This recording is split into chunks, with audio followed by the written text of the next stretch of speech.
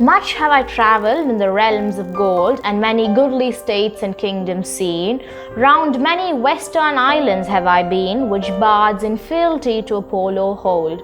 Oft of one wide expanse had I been told, the deep-browed Homer ruled as his domain.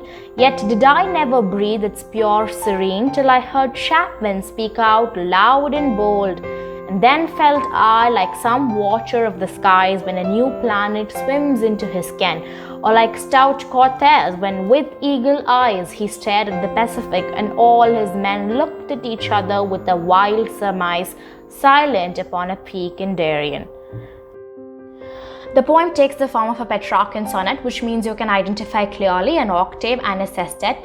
The rhyme scheme is typical ABBA, ABBA, CD, CD, CD.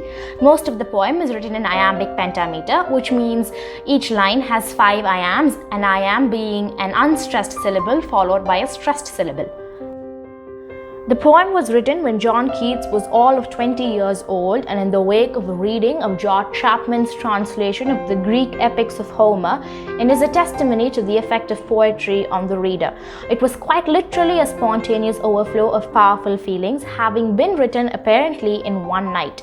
Through the use of powerful and evocative imagery, symbolic of course of the Romantic era style of poetry, the poem makes a strong argument for the transportive power of literature. And well, after all, when Emily Dickinson said there is no book like a frigate, she was speaking plain truth.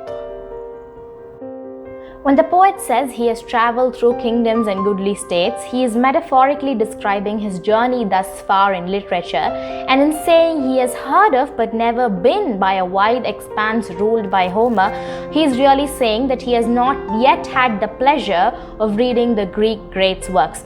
Of course, as the title suggests, that changed when he came across George Chapman's translation of the work.